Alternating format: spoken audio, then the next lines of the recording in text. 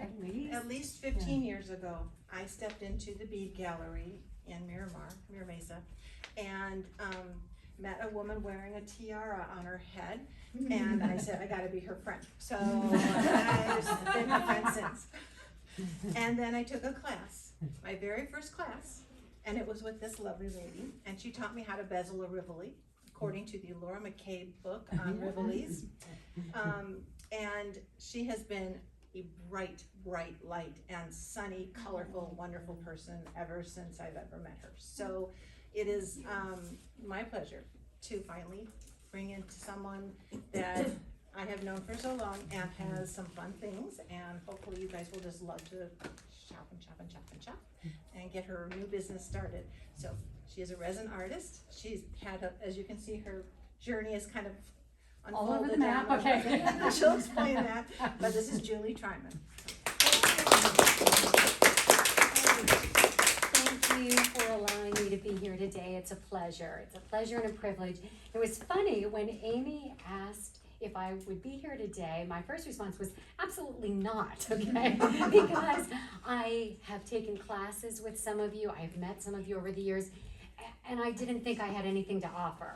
I really didn't, and I appreciate your time and value it, and I just wanted to be able to bring something to the table. And then Amy said, no, it isn't like that. Talk about your journey, your story. And I thought, well, since you put it that way, I do have a story. And I have a story because we all have a story. Where we started, what led to this, which led to the next thing, and so on and so on. And so I was thinking about that, about the gift of beading. And I do mean that in all sincerity. I thought a lot about the process, where we start, where we're headed, and the gifts that we are given and then give to others along the way. So that's what I'd like to share with you today, and I'll keep it moving. Chop chop. But first of all, I think I really fell in love with beading when I fell in love with my grandparents. And when I was little, growing up in York, Pennsylvania, my grandmother was not one of those that said, don't touch, that isn't for you. You can play with these, but not with this. I would sit for hours in her jewelry box. And back at that time, they were the 3-strand Swarovskis from the 60s and the 50s. And I would just play and play. And my grandfather, who was a carpenter, had a workshop in his basement, did that until he retired. And so when I was little, he had a little workbench for me. And again, I mean, maybe I was supposed to play with, like, you know, the saw or some of those things, but otherwise it was fair game, and I was free to explore and to connect with him, with them, and with myself in the process. And so from the time I can remember, there was a sense of wonder. So the 6 gifts that I wanted to talk about today, the first of which is the gift of wonder and awe and what's possible. And so growing up, I spent time with them, worked in his workshop. When he retired, he had the gift of wonder as well, and thought it would be kind of cool to build miniature doll furniture business. He was very moved and inspired. Like I said, we grew up in Pennsylvania, so we would take trips to Williamsburg.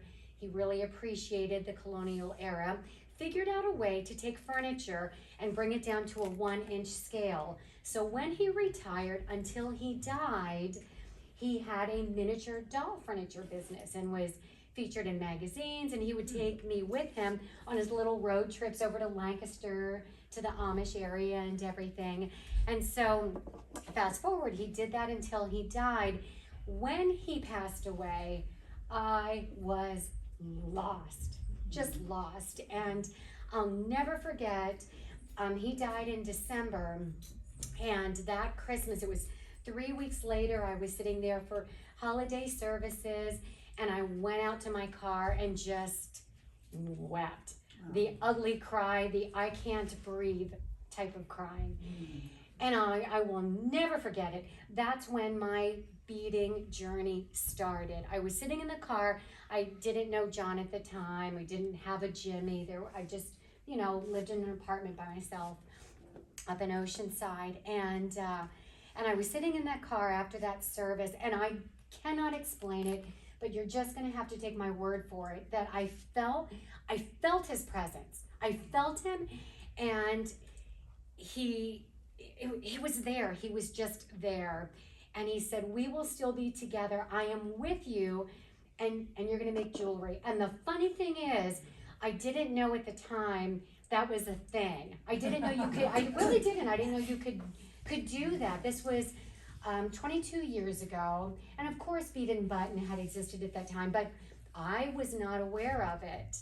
And so anyway, a few days later, a coworker at my full-time job, this is funny, I don't even know if you know this, but she gave me a necklace that was just strung that she made. It was strange. And from that moment on, I knew. So that was the gift of wonder. I knew this would be a thing. And so what I did is what we all do as new beaders. I went to the local, it wasn't even a bead shop. It was just a craft store where they sold trains and Christmas decorations and packs of gum and whatever.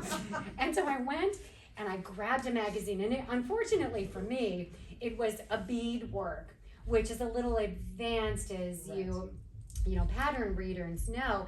And I fell in love with it. Was a Swarovski. It was kind of a lavender right angle weave bib that started wide and went to the bottom.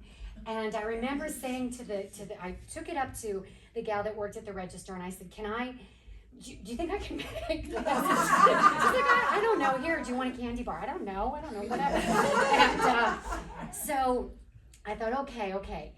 If it is small, and they didn't have the crystals, they didn't have the beads there, but I thought, well, if I knew enough to know that if you start big, you can go smaller.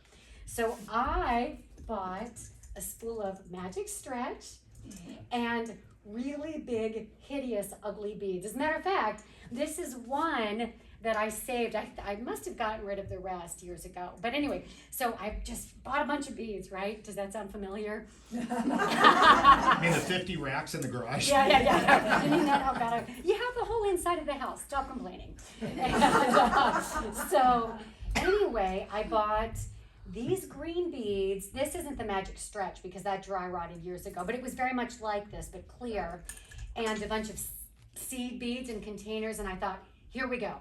And I went back to the apartment, and I did what new beaders do. You pour all your beads into a thing, right? Just to see what would happen. It's as opposed to keeping them in their color tube and sorted and so forth, Rookie mistake. But I was on the apartment floor, and I did what every single one of you have done, and that is I obsessed, and I dug in, and it kept me up at night. And there was a connection. There was a moment, and I remember the moment in the car, and I remember it as though it were yesterday, sitting there on that floor. Just, it was a mess. There were beads everywhere. And by the way, I didn't have the sense. I didn't know what I didn't know. I didn't buy any tools. I had scissors, okay? I had a pair of scissors, and I had some stretchy cord because I was a 4-year-old. And so anyway, the second gift that I learned in that process was the gift of beginning, the gift of starting, of not knowing what you don't know, but you start with an idea, with the thing that wakes you up in the middle of the night, the thing that moves you to a place where you don't even know you're going, but you want to board that train. And it was the gift of learning. And on occasion, I went back to that pattern. I still have that pattern. And it just wasn't the right time to learn how to right angle weave and do the bib and complete the bib. But on occasion I would go back. I kept it, and I kept plodding along, and I was insatiable, as every one of you is insatiable, because you're here and you've all been doing this for a really long time. And so I just dug in and I learned. I got every magazine I could. I took every class. There was no online thing at that time, right? So I went to the local bead shops. I bought books. I remember, it's like a thing. You get at a store, you get a book. And I did the thing and I sat there and I just worked and worked the way all of you have done. And I know you have. So I would say that in my beading journey, that was the second gift. The gift of beginning, the gift of learning. And then I would say from that sprung the next gift, which is the gift of connection.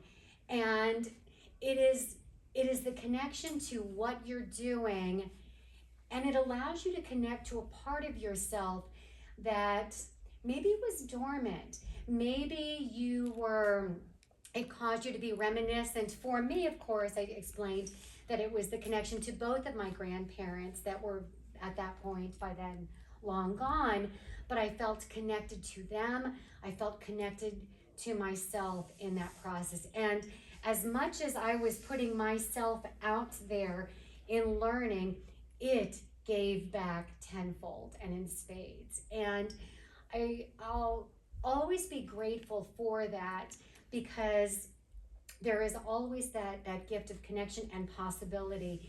And see, I told you we'd move right along. We're up to number 4. It is the gift of connection to each other. So, once you've gotten to that point, I don't know, this has probably happened to you. If it's happened to me, I know it's happened to all of you, where you have given something to someone that you don't even remember giving them. Or you've looked at it and you're like, I could do better. But you don't know when you give to someone else what you do every day, where it met them in that moment. You may not know. You may think, oh, it's a birthday or whatever. Or maybe it was just because they like purple or they like green and it reminded you of them. So you gave them the thing. And it wasn't a big deal to you, but it meant the world to them. And it did, because they still comment on it when you see them again or when they speak with you. And I'm sure that's happened to every one of you here. And don't ever lose sight of that, or what a humbling privilege and honor that is to be able to do that for others, because you just don't know. And now I'm sure you do the same thing, where it's about the perfection. And you want to, right, Michelle, you were talking about your student. It's not good enough. It's not right. I need to rip it all out and do it again. And you're like, no, you need to finish what you started, and to finish it with its imperfections, so you can remember and be mindful of where you started. So for comparison's sake, and to realize the significance of that. And when you do, you're able to then have that gift of reflection, of taking all of that in and seeing where else you can go with it. It was funny, was talking about not being prepared to make that right angle weave. I didn't give up, but I put it aside for the time being. And sometimes, we think, oh, well, I'm just not good at metalsmithing, or I'm not good at pattern following. But the fundamentals are so important. And I think you find your own voice by learning the keys on the keyboard, by being able to master the fundamentals. It's only then that you're able to explore and find your own voice and create that nuance and structure for yourself. And that is how your journey flows. And, and I would love to tell the story.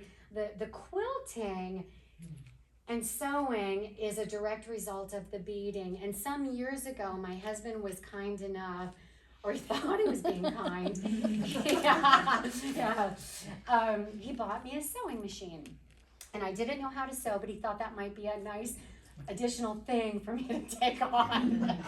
And I remember getting it that Christmas, and I was just so flustered and frustrated and overwhelmed. And it was machinery which is very intimidating to me. I'm like, I don't get it, you know, I'm an idiot, this isn't for me. And it sat there, and it sat there for a couple of years. And then we were taking a road trip to Vegas, which we did every summer. And Jimmy always rode shotgun, so I was in the back, you know, as usual. And I remember driving by the sewing machine store where he had gotten it on the 78. And I didn't say anything, but I thought, you know, it haunted me. Have you ever not been able to do something, but it sticks with you? You wished you had learned it. You still kind of have the bug, and you know, it's kind of like, it's like a thing. It's like a needle prick. And so that was very much the case for that for me. So we were driving up there.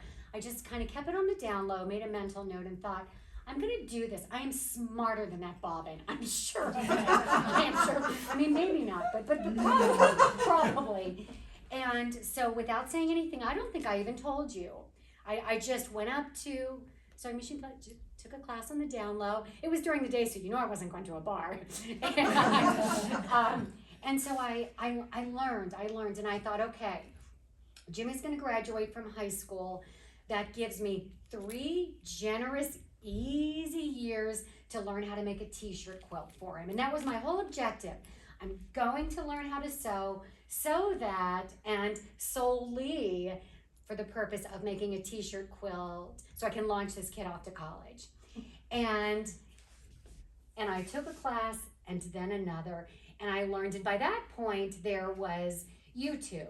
So I just subscribed and I watched every Missouri Star quilt tutorial I could get my eyes on and open my ears to. And I made quilt after quilt, and that was about 5 years ago. I'm like 43 quilts ago. Wow. And if it can be quilted, it should probably be beaded. So most of them. Don't forget you're on your 3rd sewing machine now. Now I'm well into my 2nd machine, and hopefully, yeah, my lips to God's ears, one day a 3rd sewing machine. Yeah, we'll see how that pans out. But so from the quilts, I wanted to learn how to make bags. So that was the next step along the way. And you know this from beading, if you do one, you must do many. So when I would make a bag, it needed to be the entire collection. So everything, and it must have a matching quilt and 35 little accessory pouches. So you will find, as you're kind of perusing and looking, and by the way, feel free to open and dig and unravel and shake and whatever. But I like to work in collection and in series. So that is how beading morphed into other things, and it's no coincidence that most of you bead, but you do other things. Either you do cake decorating or painting or knitting or crocheting or watercolors or metal or mixed fiber or whatever it is. I know you do more than one thing that you're doing this morning in the room. So anyway, you know, it's funny, I was talking earlier about the gift of what we give to others, and I had to bring my husband's pillows. When I was first learning, I wanted to make him a pillow, so I made this sad little guy with some puppy fabric, and it's very worn, and it's very crusty and very torn apart, and I would hand stitch it, and he was so gracious, he was so sweet about it. He was like, oh, you know, that's really cute. It wasn't. But I still use it. But you still use it. And I said to him, I can do better. And so then I took the same fabric and I made this guy.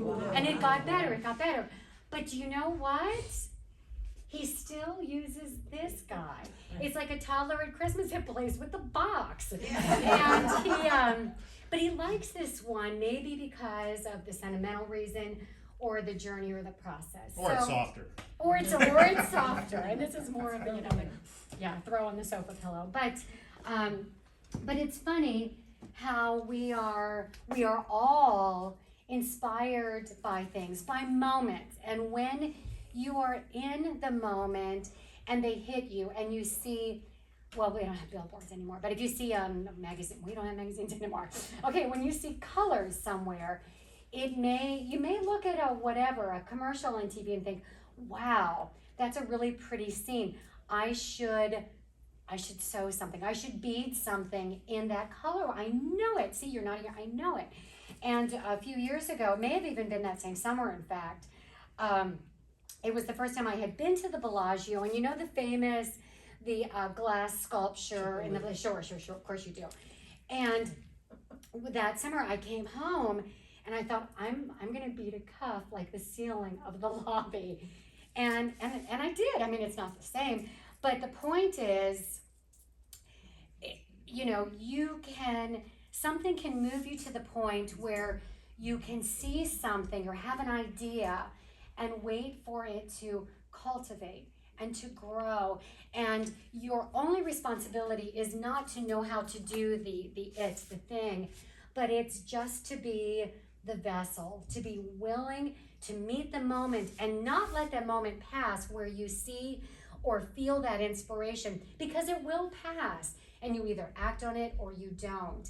And in closing, I'll tell you, very briefly about the resin, but it made me think about my beading journey and what is the word for that would be passion and meaning. And so I did a little research. I was not familiar with the Japanese word Ikagai, which some of you may be. I was not, but it merges both the idea of purpose and meaning in your life and a passion. And for me, that's what all of this has been. And so then with the resin component of it, this was a few months ago before Jimmy came home for Christmas, I was trying to figure out a way to merge all of it. The beading, the sewing, the bag making, but something that was unique, that every single piece or item was different, but consistent enough that I could launch a business. So trying to figure out a way to do both, the yin and the yang of that process. And that's when it occurred to me, I want to do something that not that it hasn't been done before, but I've never seen it. And I was like, what? Let me think. And he didn't see me for days at a time. He knows I just disappear. And he was often said that if we ever split, which I hope we won't, and I don't think we are, but he can keep the house, but I'm getting the garage because that's where my studio is. So he thinks that seems fair.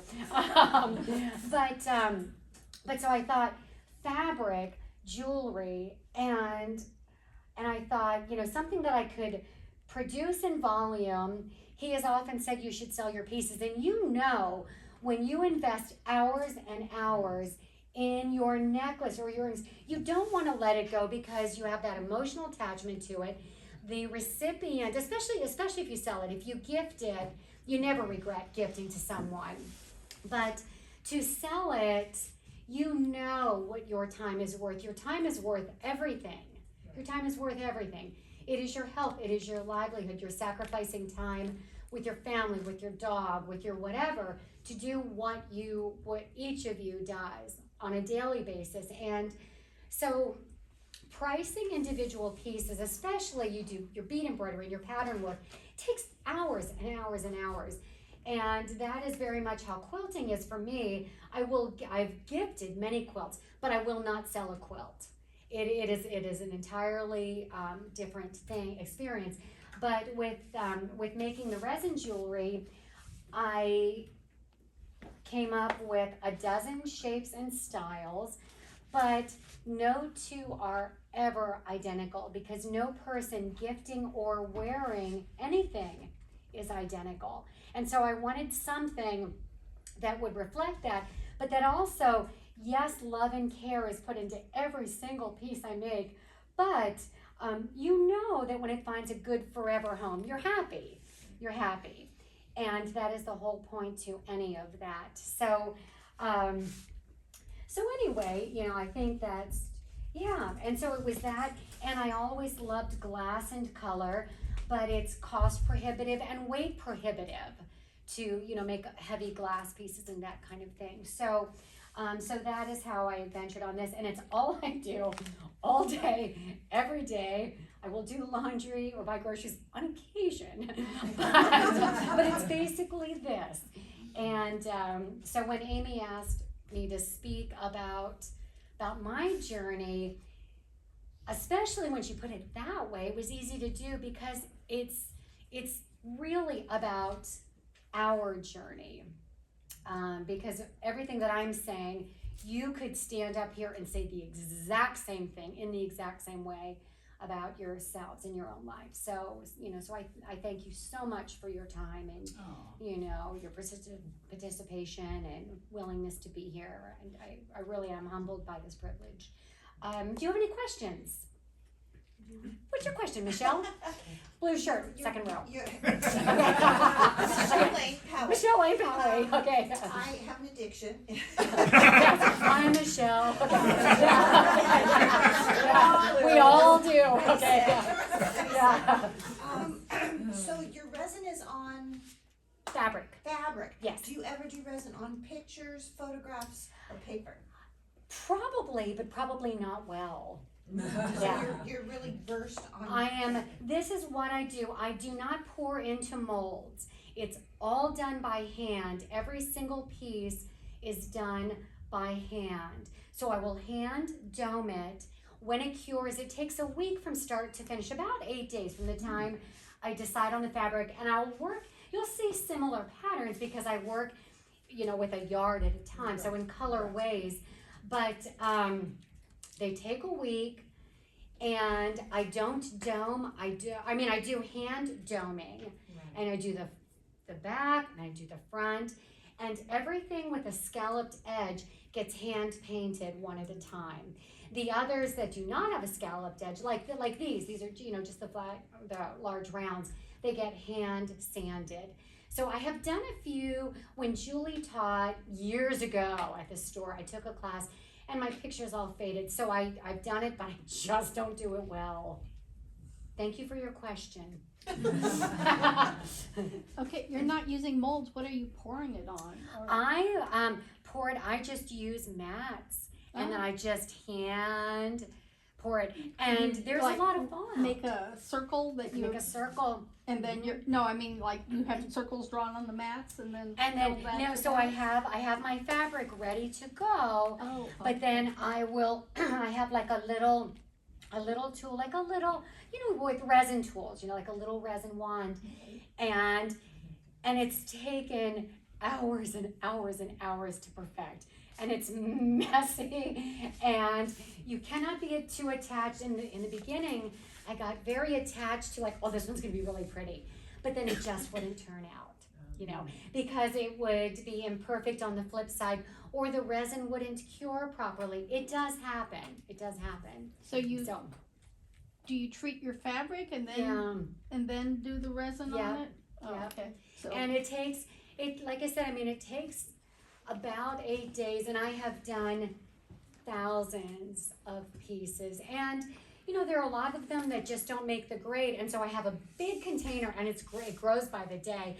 Eventually, and I'm not kidding, I think I'm gonna make like a little nightstand or something, and then just pour resin in the whole thing, pour into a thing, like a cast or a mold, and make a thing with all the pieces that just didn't make the grade. Because when you re-resin, of course, as you know, it's you don't notice it because then you have fresh resin.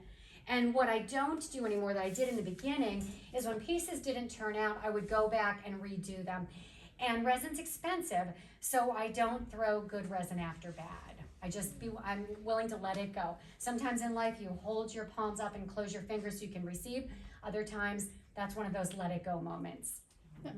I think I posted again on the Facebook page, but there was article on a lady that made her own art paper with alcohol inks, and then used that as the background for her Sure. resin. You can do some amazing things. There are some wonderful resin books and Yeah, resin I'm sure. resources. But it was Yeah.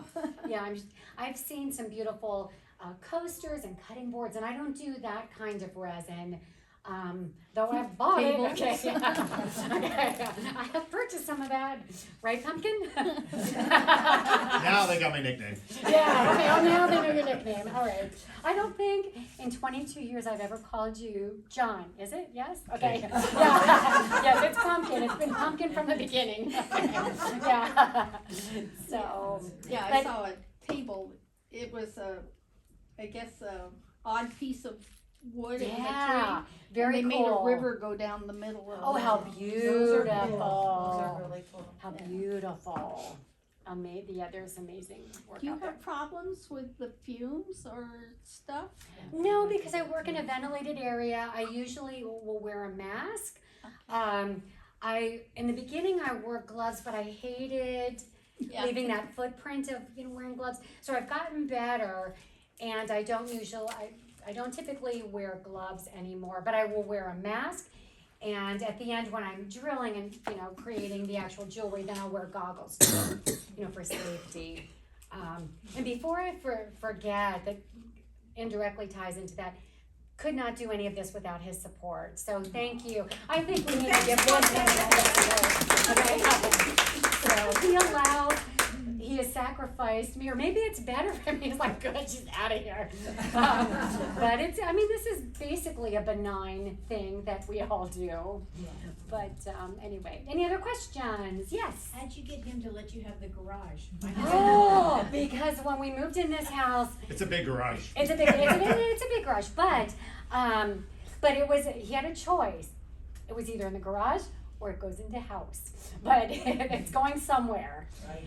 And by it being in the garage in the back corner, when we moved in the house, I said, would you please consider or look into epoxy?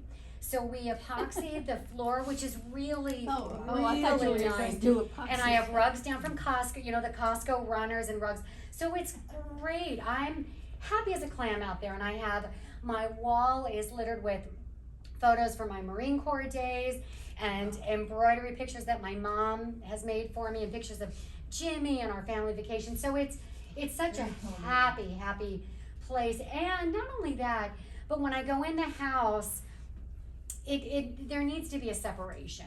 It needs to not continue because it grows as it is, right? So I feel it should be connected.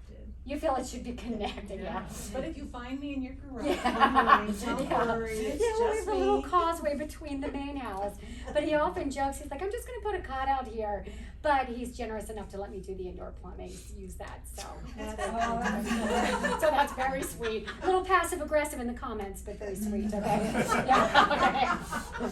So, yes, So this is your new business. yeah. So all of the beautiful bags and quilting and your beadwork is all yours. Yes, Yes. She's not really We all- sharing with us. We all understand that. yeah, fine, yes. But this is now what made you decide you want a business? Because Jimmy is away at college. Oh, I see. Our dog just died. Oh. I know, thank Don't go you. there, don't go Simon Tryman.